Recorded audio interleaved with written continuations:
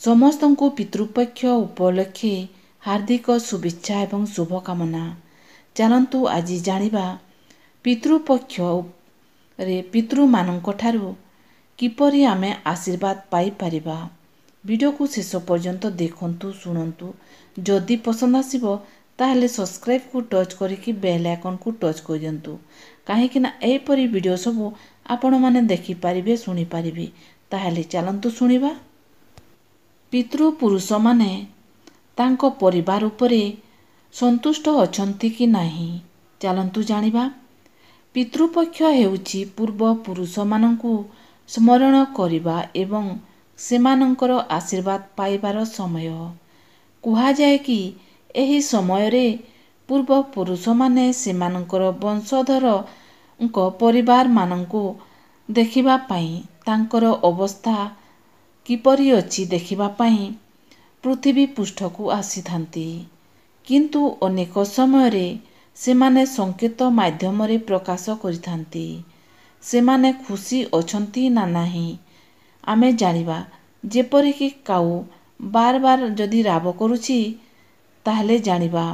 ସ୍ୱପ୍ନରେ ପୂର୍ବପୁରୁଷଙ୍କୁ ଦେଖିବା, ହଠାତ୍ ଆର୍ଥିକ ସଙ୍କଟ ଦେଖାଦେବା, ଘରେ ଅଶାନ୍ତି ହେବା, ଦୀପ ଲିଭିଯିବା, ତୁଳସୀ ଗଛ ଶୁଖିଯିବା, ପୂଜାରେ ବାଧା ହେବା।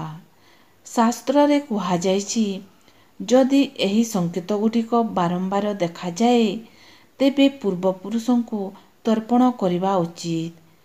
ବ୍ରାହ୍ମଣମାନଙ୍କୁ ଭୋଜ, ଗାଈମାନଙ୍କୁ ଦାନ ଏବଂ ଜଳ ତର୍ପଣ, ଦୀପ ପ୍ରଜ୍ୱଳନ କରି ପୂର୍ବପୁରୁଷମାନଙ୍କୁ ପ୍ରସନ୍ନ କରାଯାଏ ଏବଂ ଘରକୁ ସୁଖ, ଶାନ୍ତି, ସମୃଦ୍ଧି ଏପରି କଲେ ଫେରି ଆସିଥାଏ। ଯଦି ପୂର୍ବପୁରୁଷମାନଙ୍କୁ ସନ୍ତୁଷ୍ଟ କରିବାକୁ ଚାହୁଁଛନ୍ତି ତାହେଲେ କାଉ କୁକୁରମାନଙ୍କୁ ଖାଇବାକୁ ଦିଅନ୍ତୁ, ଗାଈକୁ ଖାଇବାକୁ ଦିଅନ୍ତୁ। ସେମାନଙ୍କୁ ଅଇଁଠା ଖାଦ୍ୟ କେବେ ବି ଦେବେ ନାହିଁ। ବ୍ରାହ୍ମଣମାନଙ୍କୁ ଖାଇବାକୁ ଦିଅନ୍ତୁ, ଗରିବକୁ ଦାନ କରନ୍ତୁ। ଗାଧୋଇ ସାରିବା ପରେ ପିତୃଲୋକଙ୍କୁ ଜଳ ଅର୍ପଣ କରନ୍ତୁ, ଦୀପ ପ୍ରଜ୍ୱଳନ କରନ୍ତୁ। ଏପରି କରିକି ଦେଖନ୍ତୁ, ପିତୃପୁରୁଷ ନିଶ୍ଚୟ ସନ୍ତୁଷ୍ଟ ହେବେ। ପିତୃପକ୍ଷରେ କାଉର ମହତ୍ତ୍ୱ ବେଶୀ ରହିଛି। କାଉ ହେଉଛି ଯମରାଜାଙ୍କର ପ୍ରତୀକ।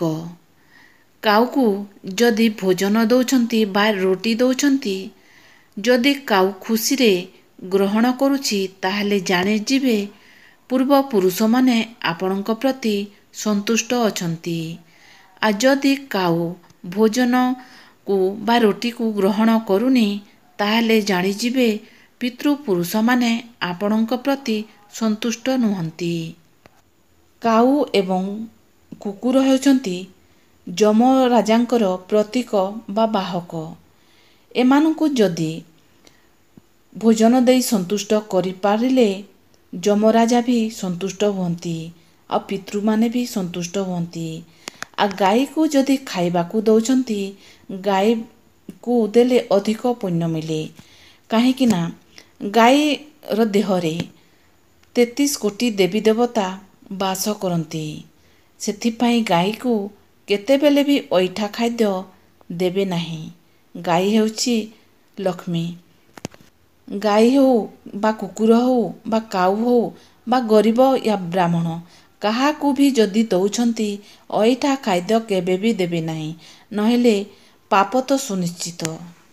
ପିତୃଲୋକମାନେ ବର୍ଷକୁ ଥରେ ତ ମର୍ତ୍ତ୍ୟପୁରକୁ ତାଙ୍କ ପରିବାର ପାଖକୁ ଆସିଥାନ୍ତି। କିନ୍ତୁ ଯେଉଁ ପରିବାରରେ କଳହ, ଝଗଡ଼ା, ଅଶାନ୍ତି ଏପରି ସବୁ ଦେଖିବେ ତାହେଲେ ପିତୃଗଣମାନେ ଅସନ୍ତୁଷ୍ଟ ହୋଇ ଚାଲିଯାଆନ୍ତି।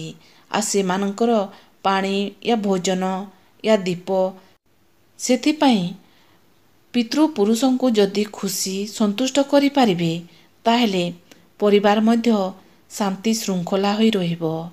ଯଦି ପୂର୍ବପୁରୁଷ ଅସନ୍ତୁଷ୍ଟ ହେଲେ ପରିବାର କେବେ ବି ଶାନ୍ତିରେ ରହିବ ନାହିଁ।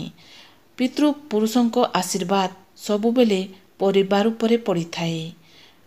ସେଥିପାଇଁ ଯେତିକି ପାରିବେ ପିତୃ ପୁରୁଷଙ୍କୁ ପିତୃପକ୍ଷରେ ଦାନ ଦକ୍ଷିଣା ଦେଇ ବ୍ରାହ୍ମଣ ଗରିବମାନଙ୍କୁ ପିତୃମାନଙ୍କୁ ସନ୍ତୁଷ୍ଟ କରନ୍ତୁ। ଜଳ ଅର୍ପଣ କରନ୍ତୁ, ଦୀପଦାନ କରନ୍ତୁ।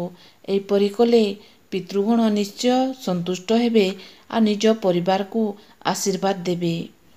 ତାହେଲେ ପିତୃପକ୍ଷରେ ତର୍ପଣ କରି ଦେଖନ୍ତୁ। ଯଦି ଆଜିର ଭିଡ଼ିଓ ଆପଣମାନଙ୍କୁ ପସନ୍ଦ ଆସିଲା ତାହେଲେ ସବସ୍କ୍ରାଇବ୍କୁ ଟଚ୍ କରିକି ବେଲ୍ ଆଇକନ୍କୁ ଟଚ୍ କରିଦିଅନ୍ତୁ। କାହିଁକିନା ଏହିପରି ଭିଡ଼ିଓ ସବୁ ଆପଣମାନଙ୍କ ପାଖକୁ ପହଞ୍ଚି ପାରିବ ଆଉ ଆପଣମାନେ ଦେଖିପାରିବେ, ଶୁଣିପାରିବେ। ତାହେଲେ ରହୁଛି, ପିତୃମାନଙ୍କର ଆଶୀର୍ବାଦ ସର୍ବଦା ଆପଣଙ୍କ ଉପରେ ବର୍ଷା ହେଉ।